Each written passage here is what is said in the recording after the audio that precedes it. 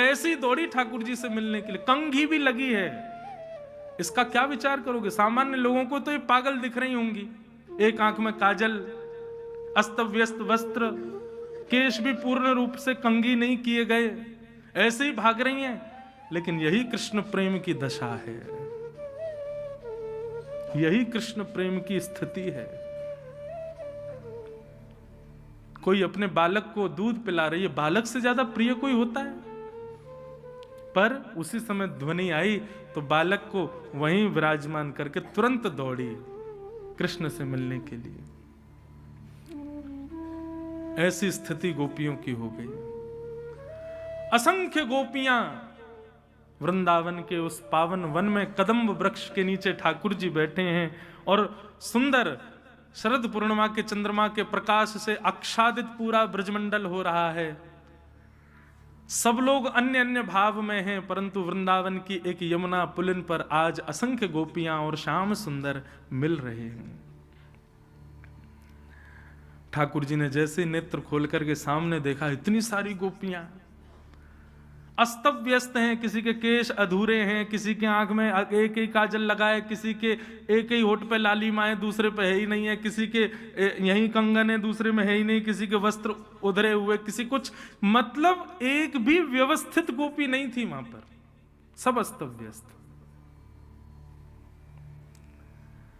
ठाकुर जी ने सबका स्वागत किया। स्वागतम वो महाभाग प्रियम किम करवाणि ब्रजस्यानामयं कश्चे ब्रूतागमन कारणम। स्वागतम स्वागतम स्वागतम, आइए, आप सबका स्वागत है। इतनी रात को आप सब गोपियां अपने पति परिवार बच्चे बालक सबको छोड़ छाड़ के यहां अकेले वन में क्या कर रही हो? ब्रूतागमन कारणम, अपने आने का कारण बताइए। वृंदावन में रहने वाले लोग इस बात का अनुभव करते होंगे, जो अब वृंदावन वास करने लग गए, कभी कभी ये प्रश्न ठाकुर जी चित्त में प्रकट कर देते हैं, हम क्यों रह रहे हैं वृंदावन में, क्यों अपना घर बार छोड़ छाड़ के यहां आ गए। वृंदावन में बंधुओं ऐसे ऐसे लोग हैं, करोड़ों का टर्नओवर छोड़ के रिक्शा चला रहे हैं वृंदावन में, ऐसे भी लोग हैं वृंदावन में। अपनी सारी संपत्ति जायदाद किसी अन्य को प्रदान करके और वृंदावन में केवल 2 वस्त्रों में पूरा जीवन व्यतीत कर रहे हैं, ऐसे ऐसे लोग। सिविल सर्विसेज छोड़ करके वृंदावन में रसिक बन करके घूम रहे हैं, माथे पर सुंदर ब्रजरज लपेटे हुए, अपने सुंदर केश बढ़ाए हुए, कभी मुंडन हो जाता है, कभी केश बढ़ जाते हैं, कभी कभी कहीं पा लेते हैं, कभी कहीं, इस प्रकार जीवन व्यतीत कर रहे हैं वृंदावन में लोग। ये वास्तविक में गोपियां ही हैं जो इस रूप में रह रहे हैं। गोपियां सब खड़ी हैं, ठाकुर जी कह रहे हैं ब्रूतागमन कारणम, अपने आने का कारण बताओ। कभी कभी बंधुओं ये अनुभव होता होगा कि भक्ति के पथ पर ठाकुर जी संसार के प्रलोभन हमारे हृदय में प्रकट करते हैं। अरे इससे बढ़िया तो हम संसार में ही रहे आते, इससे बढ़िया तो हमने ब्याही कर लिया हो, तो इससे बढ़िया फैक्ट्री में ही रहे आते, वहीं बढ़िया कमा रहे होते, काय को सब चीज छोड़ छाड़ के आ गए। ऐसी स्थिति पूर्ण रूपेण ब्रज के उपासी बनने के बाद यदि चित्त में प्रकट होने लग जाए तो समझना ये ठाकुर जी खेल रहे हैं आपके साथ। उस भाव का प्रभाव नहीं होने देना है अपने ऊपर। गोपियों के साथ भी ठाकुर जी ने यही किया। 10 श्लोकों में ठाकुर जी ने पतिव्रता नारी का धर्म समझाया। अरे राम राम राम, आप सब अपने पतियों को छोड़ के आई हो, आपको पता है पतिव्रता नारी का धर्म क्या होता है? गोपियां चुपचाप सुन रही हैं और ठाकुर जी कह रहे हैं कि भर्तु शुश्रूषणम स्त्रीणाम परो धर्मोह्यमायया तद्बन्धूनां च कल्याणं प्रजानां चानुपोषणम्।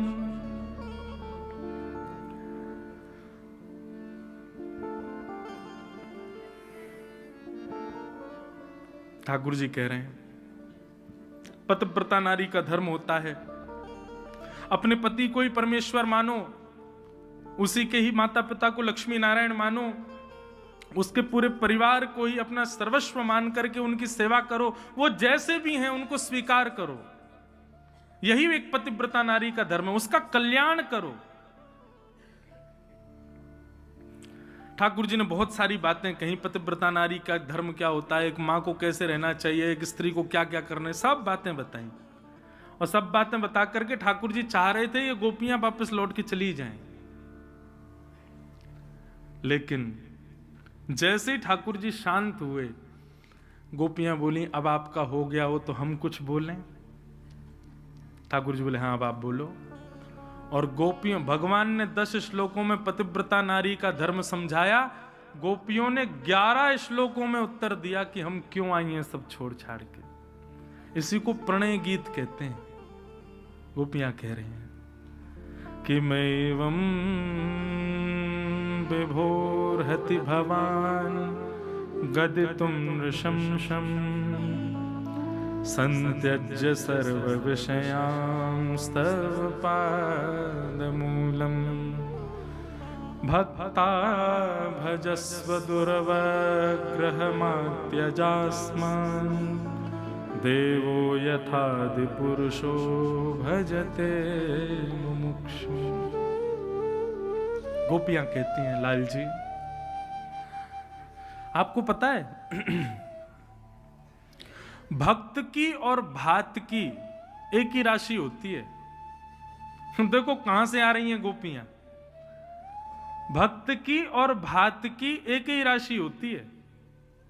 ठाकुर जी बोले मतलब, बोले जितनी पीड़ा सहकर के भात तैयार होता है ना, उतनी पीड़ा सहकर के भक्त तैयार होता है। जैसे भात धान के रूप में होता है, उसको धनकुटा में कूटा जाता है, उसके छिलके अलग किए जाते हैं, उबलते खोलते हुए पानी में उसको डाला जाता है, उसके बाद जाकर के वो उसका गर्भ तक जब जल पहुंचता है तब जाकर के भात तैयार होता है।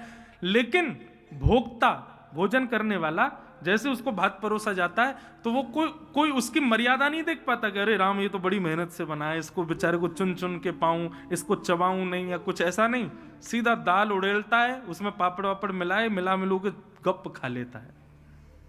ठाकुर जी ऐसे ही आप हो। हम भक्तों को बनने में, भक्त बनने में कितनी पीड़ाएं सहनी पड़ती हैं आपको क्या पता। हम कितनी पीड़ाएं सहकर के भक्त बनते हैं, आपके वैष्णव बनते हैं, आपके शरणागत बनते हैं, परंतु जिस प्रकार भोक्ता भात को खा जाता है ऐसे ही भगवान भक्त को खा जाते हैं। उनकी पीड़ा नहीं समझ पाते। ठाकुर जी आप हमको व्यभिचारिणी मत समझो कि हम सबके ब्याह हो गए, बालक हो गए, तो हम सब अपने पति परिवार छोड़ छाड़ के आपके पास आपसे कुछ मांगने आई हैं। नहीं, गोपियों ने स्पष्ट किया कि आपका स्पर्श भी हमको प्राप्त ना हो, जीवन भर बिना स्पर्श किए रह लेंगी, बिना देखे रह लेंगी, लेकिन आप हमारे हो, हम आपके हैं, बस ये स्वीकारी करना आपसे चाहते हैं और कुछ नहीं। हम पूरा जीवन व्यतीत, हम कोई व्यभिचारिणी थोड़े ही हैं कि आपसे कोई कामना रख। इसको कहते हैं प्रेम, जहां कोई कामना नहीं होती। आज का व्यक्ति ऐसा प्रेम निभाता है? नहीं, यहां कोई कामना नहीं है। हे नाथ, आज के बाद आप हमको दिखना भी मत। आज के स्पर्श तो बहुत दूर की बात है, दिखना भी मत, परंतु आज बस इतना कह दो कि हां आपने हमको स्वीकार कर लिया। हम पूरे जीवन भर इसी बात के इसी बात पर ही गुजार देंगी। हमें इसके ज्यादा कोई अभिलाषा नहीं है ठाकुर जी आपसे। आप हमको व्यभिचारिणी मत समझो। और हां, आपको यदि फिर भी लगता है कि आप हमें स्वीकार नहीं कर सकते, हम चली जाएंगी। हम आपको पीड़ा नहीं देना चाहती। हमारा कोई जिद नहीं है कि नहीं आप हमको स्वीकार करोगे ही करोगे, नहीं। बस हम एक बात कहना चाहती, हम चली जाएंगी, लेकिन एक वस्तु हमारी आपके पास है, वो हमको वापस करो। भगवान बोले क्या? चित्तम सुखेन भवता पहतम ग्रहेषु यन्निर्विशत्युत करावपि गुह्य कृत्ये। गोपियां कहती हैं हमारा मन आपके पास है भगवान, हमारा मन आपके चरणों में है, हमारा मन आप में अटक गया है, कृपा करके हमारे उस मन को आप अपने आप से दूर कर दो, हम अभी चली जाएंगी लौट करके, कभी नहीं आएंगे दोबारा। हमारा मन हमको वापस कर दो भगवान। क्यों? क्योंकि इसके बगैर यदि हम वापस लौट करके जाएंगी, पति कहता है ये बनाओ, हम कहते नहीं बनाना, क्यों? मन नहीं है। मन कहाँ है? मन तो कृष्ण के पास है। बच्चे कहेंगे माँ हमको मेले में ले चलो, हम कहेंगे नहीं जाना, क्यों नहीं जाना? मन नहीं है। मन कहाँ है? मन तो कृष्ण के पास है। सास कहेगी ऐसा करो, हम कहेंगे नहीं करना, क्यों नहीं करना? मन नहीं है। मन कहाँ है? मन तो कृष्ण के पास है। हम किसी लायक नहीं रह पाएंगे ठाकुर जी, आप हमको वापस भेजना चाहते हो तो हमारा मन जो आप में लग गया है उसको हमें वापस कर दो, हम अभी चली जाएंगे। पुनश्च याद दिला दूं, ये प्रवचन करने वाली गोपियों की आयु 6 वर्ष से लेकर के 120 वर्ष तक की है और ठाकुर जी 7 वर्ष के। ये काम लीला नहीं है बंधु, यहां कोई कामना नहीं है, ये स्वच्छंद प्रेम लीला है।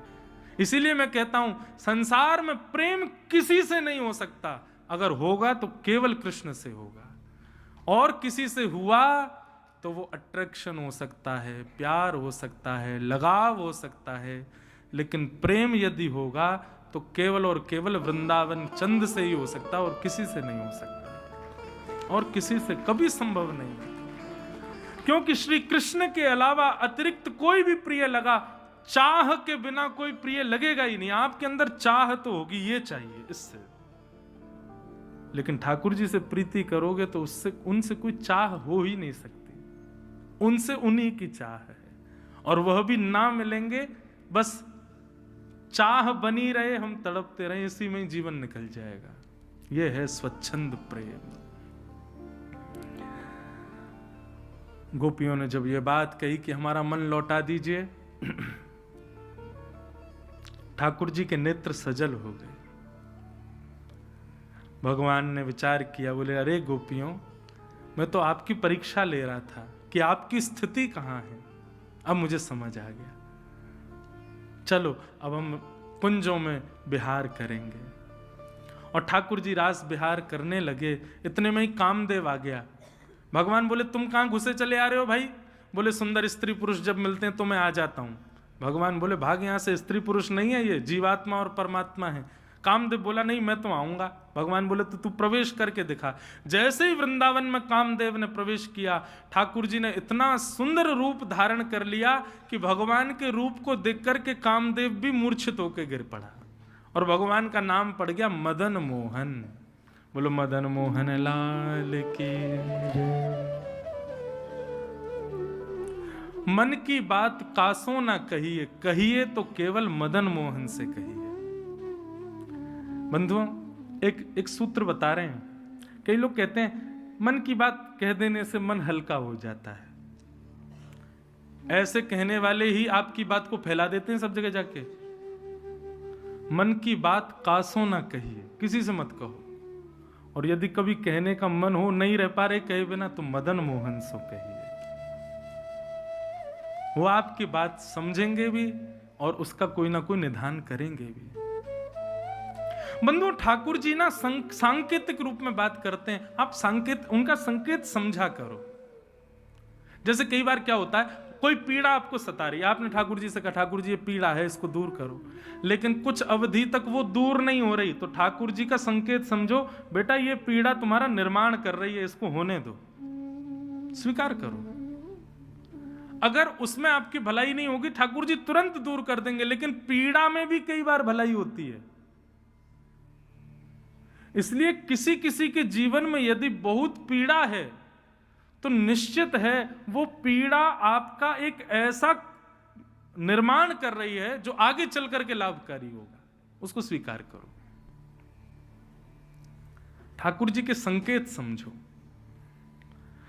भगवान ने गोपियों के साथ रास किया। रास में ठाकुर जी क्या कर रहे हैं? नाच नहीं रहे, हर गोपी को प्रायोरिटी दे रहे हैं। हर गोपी के पास जाते हैं और जाकर के उसके गले में गलवियां डाल के बैठ जाते हैं। गोपी के अपने ही सुंदर पटका से उसके पसीना पहुंचते हैं। वो कहती है अरे कन्हैया मोर तो जे खावे को मन है, रसोई ठाकुर जी बना के ले आते हैं। इस प्रकार ठाकुर जी सहज हो गए हर गोपी के लिए। थोड़े थोड़े समय हर गोपी के साथ व्यतीत करने लगे और इसी का प्रमाण यह हुआ कि गोपियों को अहंकार हो गया। इस कथा से दास को यह समझ आया कि ठाकुर जी बोलते क्यों नहीं, चलते क्यों नहीं, फिरते क्यों नहीं, सब क्रिया ठाकुर जी पहले करते थे, अब क्यों नहीं करते। हमारे और आपके मान की रक्षा के लिए ठाकुर जी स्थिर खड़े रहते हैं। कहीं इसकी सेवा से प्रसन्न होकर मैंने कहीं अपने हाथ सीधे कर लिए, कहीं मैं बैठ गए हो, कहीं मैं लेट गए हो, तो याकू अभिमान है, जाको ओ हो मेरी भक्ति देखो, ठाकुर जी ने अपनी भुजा सीधी कर ली। कहीं हमको अभिमान ना हो जाए, इसलिए ठाकुर जी मूर्तिमंत खड़े रहते हैं। देखो इतनी रक्षा कौन कर सकता है हमारे मान की। आप एक आसन पर बैठ नहीं सकते 4 घंटे से ज्यादा, लेकिन ठाकुर जी 550 वर्ष से ऐसे ही खड़े हैं। किस लिए? ताकि ये दर्शनार्थी जितने सेवक मेरे सामने हैं, कहीं इनके कई लोग कहते महाराज जी हमारी भक्ति से रीझ ही नहीं रहे, ठाकुर जी कोई लीला कर ही नहीं रहे हमारे संग। अरे इसीलिए नहीं कर रहे क्योंकि अभी भी ठाकुर जी को भय है, कहीं मैंने लीला कर दी और याकू कहीं अभिमान है गया तो।